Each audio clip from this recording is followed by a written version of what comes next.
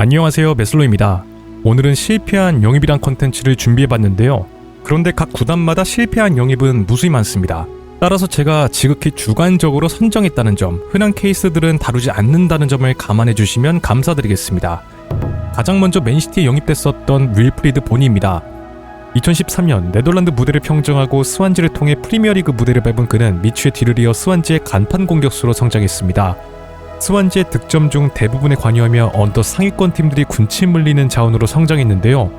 결과적으로 2019년 겨울 이적 시장에서 약 460억 원에 맨시티로 이적했습니다. 당시 맨시티는 아게로, 제코, 요베티치 이 3명이 동반 부상으로 아웃되면서 밀너가 제로톱으로 기용되는 등 잇몸으로 버티고 있었습니다. 이에 해당 시즌 스완지에서 9골 3도움이란 좋은 퍼포먼스를 보여주던 그를 직전감으로 영입해온 것이었죠. 본인이 이적료로 미뤄봤을 때 그가 벤치 자원으로 활용될 것은 극히 낮아 보였습니다. 따라서 아게로와 투톱을 기대하는 이들도 적지 않았는데요. 이 무렵 맨시티의 성적도 좋지 않아 그가 구세주가 될 것처럼 보였습니다. 그러나 결론적으로 맨시티에선 2시즌간 10골을 넣는데 그치며 대실패한 영입으로 남게 되죠. 우선 보니가 네이션스컵 차출로 인한 피로누적의 여파도 있고 말라리아 감염 등으로 인해 힘겨운 시기를 보낸 것도 있지만 페이그리니의 바람과 달리 플레이 스타일 자체가 맨시티에 부합하지 않았다는 점이 매우 컸습니다. 제코의 경우 2선까지 내려와 미드필더들과 연계적인 부분에서 또한 아게로와 연계하는 부분에서 찰떡호흡을 보여주었지만 본인은 제코만큼 연계 능력이 뛰어나지 않았을 뿐더러 오히려 박스 안에서 타격에 장점을 지닌 선수였는데요. 이렇듯 페이그리니의 전술에 적응하지 못하면서 부진에 빠지게 된 것이고 결국 2016년에 스토크시티로 임대를 떠나야 했습니다. 공개된 후일담으론 단장과 페이그리니가 원래 디발라와 보니를 두고 고민했었다고 하는데요. 그런데 페이그리니가 보니를 택했다고 합니다. 물론 디발라의 리그 적응 문제를 고려해야 하긴 하나 팬들의 입장에서는 화가 날 수밖에 없는 부분이라고 할 수 있는데요. 이후에 본인은 스완지로 복귀하게 되는데 저조한 폼은 올라올 기미가 보이지 않았습니다. 심지어 십자인대 파열 부상도 당해 복귀한 스완지에서의 커리어는 썩 좋지 않게 마무리됐죠. 그렇게 대중의 시야에서 멀어짐에 따라 잊혀진 선수가 되어버리고 말았습니다. 두 번째는 바람에 스쳐가듯 리버풀에 아주 잠시 있었던 아사일이란 선수인데요. 정말 아주 잠시 있었던 선수였기 때문에 기억하는 분들이 많지 않으실 것 같습니다. 그는 로저스가 쥐봉을 잡았던 2012년경 리비딩의 일환으로 영입된 선수 중 한 명이었는데요. 우선 로저스는 부임 후 스페인식 점유축구를 녹여내기 위해 전술에 부합한 자원들을 영입하기 시작했습니다. 스완지로부터 자신의 애제자인 조엘런, 첼시 유스 시절의 제자 보리니의 영입을 확정 지은 것을 시작으로 누리사인과 테요의 임대 영입에 매진하고 있었죠. 이 당시 테요나 아필라이를 우선순위로 삼고 영입을 추진했었다고 하는데 이들의 영입에 실패하면서 리버풀 이적위원회가 대치자로 데려온 선수가 바로 아사일이었다고 할 수 있었습니다. 이렇듯 어떻게 보면 아사일이는 깜짝 영입과도 같았고 일반적인 팬들 사이에서도 사실상 무명에 가까웠습니다. 그래도 네덜란드에서 정상급 선수란 평가를 받았다고 하니 나름의 기대감이 존재했죠. 한간의 소문에 따르면 네덜란드 무대에서 로벤 이후 최고 수준의 경기력을 보여준 선수이면서 당시 동포지션에서 뛰인 오베르마르스 아약스 단장이 호시탐탐 노리는 자원이었단 말도 있었습니다. 이처럼 그가 영입된 뒤 무성한 소문들이 나오기 시작하면서 팬들은 지난 시즌 스튜어트 다우닝이 너무 부진했기 때문에 다우닝보단 좋은 활약을 펼칠 것이라 생각했죠. 하지만 아사이리는 결과적으로 실패한 영입으로 끝났습니다. 우선 아사이리는 드리블 유형의 윙어로 사이드라인에 붙어서 상대와 맞붙는 스타일이었습니다. 하지만 로저스는 윙어들에게도 연계와 빌드업 능력을 요구했고 아사이리는 이에 부응하지 못했는데요. 또한 피지컬적인 문제도 분명 존재했습니다. 그렇게 청운의 꿈을 안고 안필드에 입성했으나 치열한 경쟁에서 나가떨어지며 12-13 시즌 리그 단 4경기 교체 출전에 그치게 되죠. 그리고 불과 한 시즌 만에 스토크시티로 임대이적하면서 리버풀과 작별했습니다.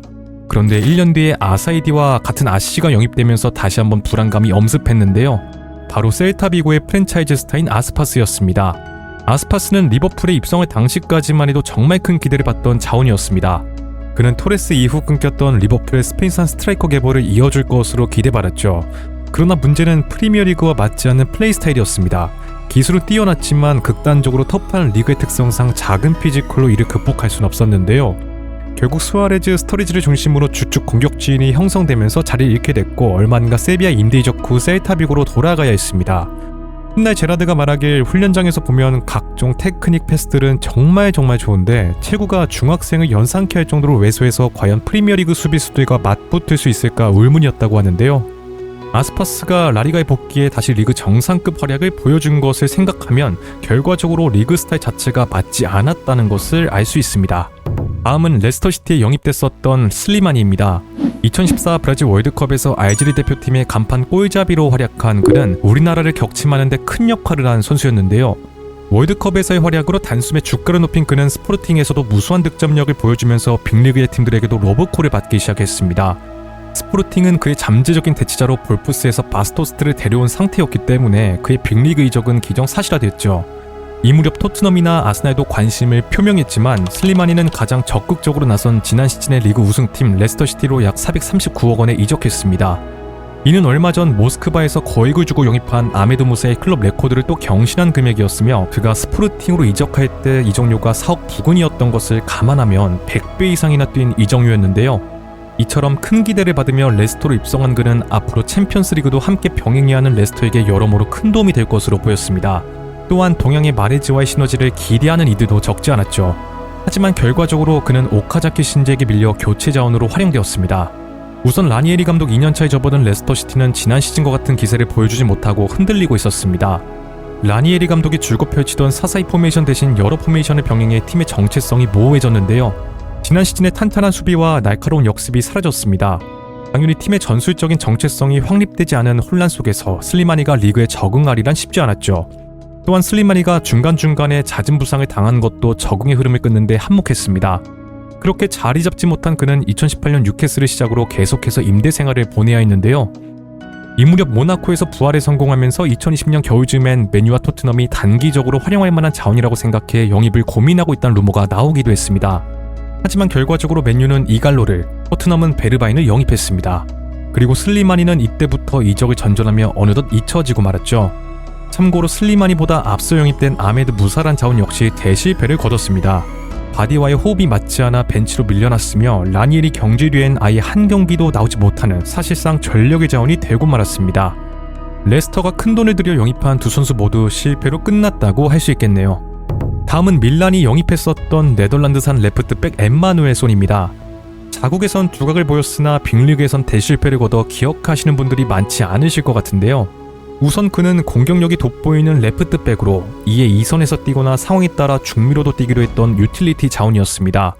외모부터 플레이 스타일 그리고 양친이 수리남 출신이란 점에서 에드가 다비즈를 연상케 한다는 평이 많았는데요. 될성 부른 떡잎은 금방 눈에 띄기 마련인 것처럼 엠마누엘손은 아약스에서 성장 속도가 남들과는 달랐습니다. 약관의 나이에 주전 자리를 꿰차 0607 시즌에는 39경기나 소화했죠. 그 뒤 행보는 무한질주였는데 공격 능력을 겸비한 수비수로 이름을 알리며 리그 베스트 11에 선정되기도 했습니다. 네덜란드 대표팀의 부름을 받는 것은 당연했는데요. 이렇듯 싹수가 보이자 유럽 4대 리그 팀들의 러브콜이 잇따랐습니다.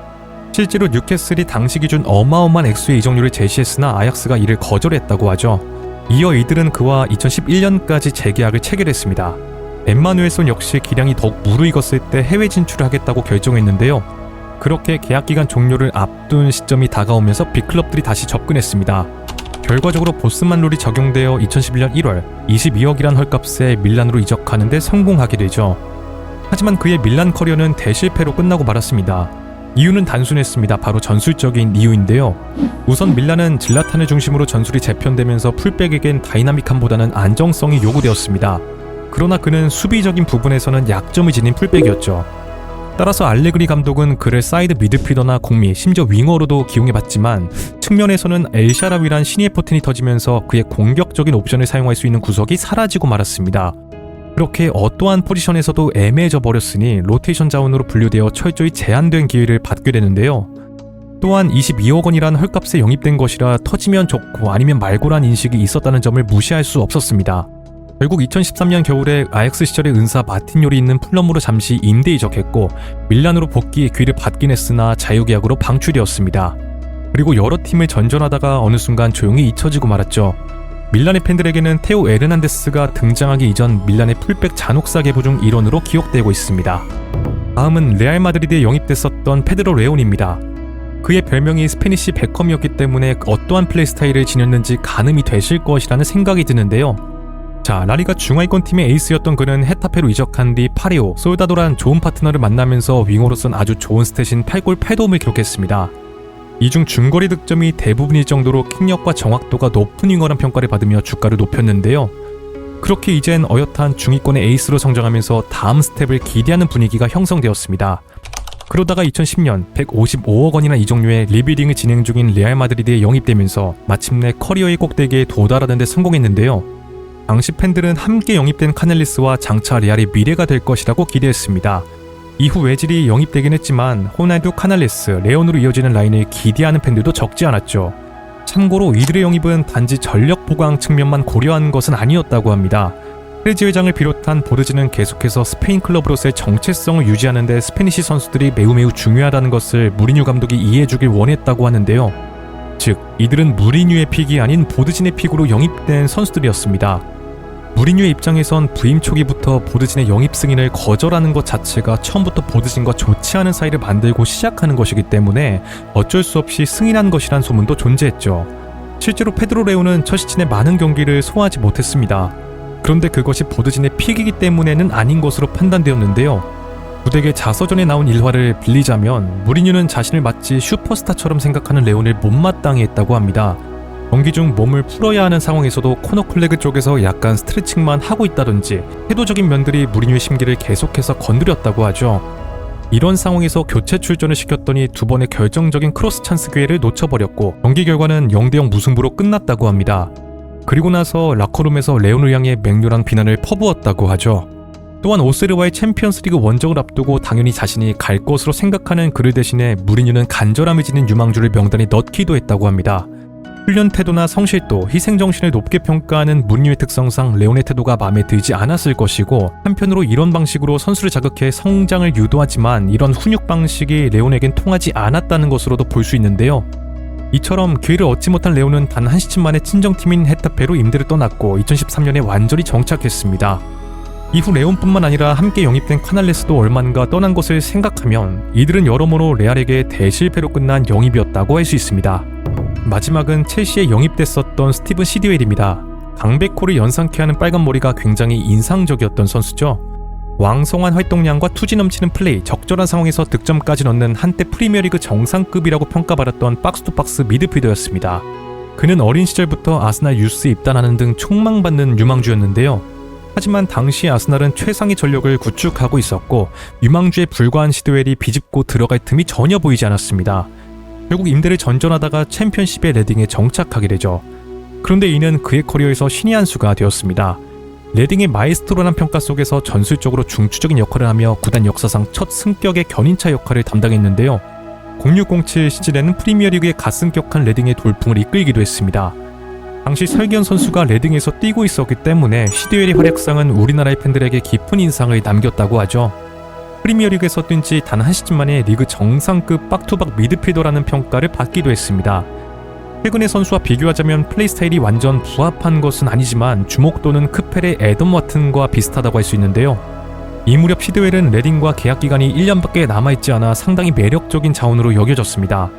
뉴캐슬, 맨시티 등으로부터 꾸준한 러브콜을 받는 상황에서 첼시의 무리뉴가 그를 여름 이적 시장 최우선 영입 순위 1위로 꼽았다는 말이 나올 정도였죠.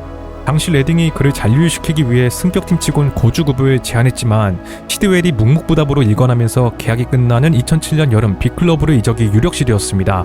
결과적으로 첼시가 시드웰을 영입하는 데 성공했는데요. 언론들은 30줄에 접어든 발락과 베테랑 마키렐레와의 주전 경쟁이 기대된다는 반응이었습니다. 하지만 그의 영입에 의문을 드러내는 이들도 분명 존재했죠. 응원에 가용할 수 있는 자원이 많은 상황에서 높은 연봉을 주면서까지 시드웰을 왜 영입했냐는 것이었습니다. 그런데 이는 아주 단순했는데요. 첼시 입장에선 보유한 자산 대비 투자 비용이 그리 크지 않으면서 주전 자원들의 백업으로도 기용할 수 있으니 충분히 매력적인 카드였던 것입니다. 또한 이곳에서 더 터지면 좋고 아니면 그만이라는 생각도 존재했죠. 하지만 몇몇의 우려처럼 시드웰은 매우 제한적인 기회를 받았습니다. 시즌 도중 무리뉴가 경질되고 베스트 11 기용을 선호하는 그랜트 감독이 선임되면서 시드웰은 더욱더 제한적인 기회를 받을 수밖에 없었는데요. 그렇게 단 한 시즌 만에 빌라로 떠나며 첼시에서의 커리어는 허무하게 끝나고 말았습니다. 성장해야 하는 중요한 시기에 한 시즌을 날렸다라고도 볼 수 있었죠. 첼시 입장에서도 지불한 연봉 대비 활용 빈도가 낮았던 것이니 본래 전력 보강이라는 목적을 달성하지 못한 실패한 영입이었다고 할 수 있습니다. 이렇게 해서 메슬로 선정 실패한 영입 1편을 마무리해봤습니다. 2편에선 여러분들의 의견도 충분히 반영할 테니 많은 댓글 남겨주시면 감사드리겠습니다. 네, 오늘의 이야기는 여기까지고요. 재밌게 보셨다면 좋아요와 구독을 부탁드리며 다음에는 더 재밌는 컨텐츠로 찾아뵙도록 하겠습니다. 감사합니다.